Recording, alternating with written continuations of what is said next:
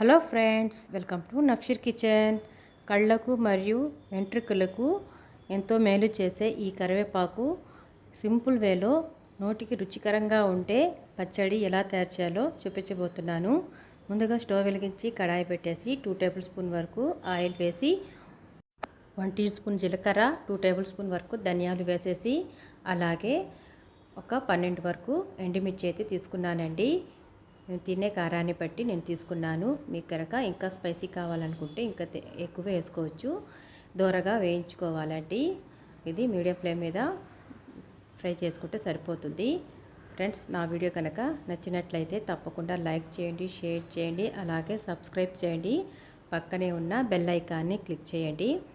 తర్వాత ముందుగా శుభ్రంగా కడిగి పెట్టుకున్న కరివేపాకును ఒక 2 కప్పుల వరకు తీసుకుంటున్నానండి. ఇందులో వేసేసి బాగా ఫ్రై చేయాలండి. వీడియోలో చూపిన విధంగా ఫ్రై చేస్తే సరిపోతుందండి. ఈ పచ్చడి చేయడం చాలా ఈజీ అండి. చాలా త్వరగా కూడా అయిపోతుంది.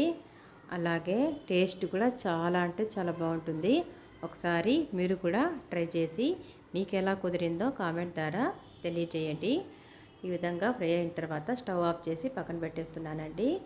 నిమ్మకాయ సైజ్ అంతా చింతపండు అయితే నీళ్ళల్లో నానబెట్టేసి 10 మినిట్స్ వరకు పక్కన పెట్టేస్తున్నాను.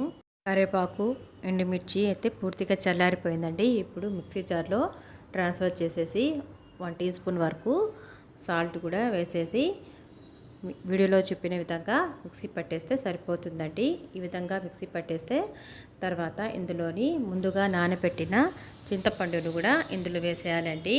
వేసేసి మరోసారి మిక్సీ పట్టేయాలండి. ఈ విధంగా మిక్సీ పడితే సరిపోతుంది. మరి మెత్తగా కాకుండా ఈ విధంగా మిక్సీ పట్టేసి ఇందులోని మనకు ఆనియన్స్ కట్ చేసేసి పెద్ద పెద్ద ముక్కల్లాగా కట్ చేసేసి ఒక తిప్పు తిప్పితే సరిపోతుందండి. మరి మెత్తగా కాకుండా మనకు నోటికి కనుక పంటికి ఆనియన్స్ అనేది తగులుతూ ఉంటే చాలా అంటే చాలా బాగుంటుంది. రోటి పచ్చడిలాగా మనకు ఈ స్టైల్లో ఉంటుంది.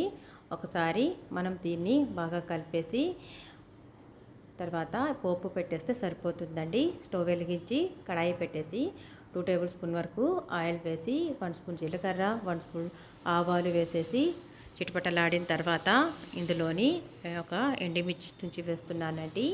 అలాగే వెల్లుల్లి రెమ్మలను 2 వేసేసి మీడియం ఫ్లేమ్ మీద దోరగా వేయించుకోవాలండి. తర్వాత కొద్దిగా కరివేపాకు కూడా వేసేసి తర్వాత ముందుగా గ్రైండ్ చేసి పెట్టుకున్న పచ్చడిని కూడా ఇందులో వేసేసి ఒక 2 నిమిషాల పాటు హై ఫ్లేమ్ మీద మనం దీన్ని ఉడికించుకుంటే సరిపోతుందండి. ఇంతేనండి, చట్నీ అయితే రెడీ అయిపోయింది కదా. ఇంకా వేడి వేడి అన్నంలో నెయ్యి వేసుకొని ఈ చట్నీతో తింటుంటే ఉంటుంది. సూపర్ అంటే సూపర్గా ఉంటుంది. మీకు కూడా నోరు ఊరుతుంది కదా. ఇంకెందుకు ఆలస్యం, మీరు కూడా ఈ మెథడ్లో చట్నీ చేసి మీకు ఎలా కుదిరిందో కామెంట్ ద్వారా తెలియజేయండి. ఈ వీడియో చూసినందుకు థ్యాంక్ యూ.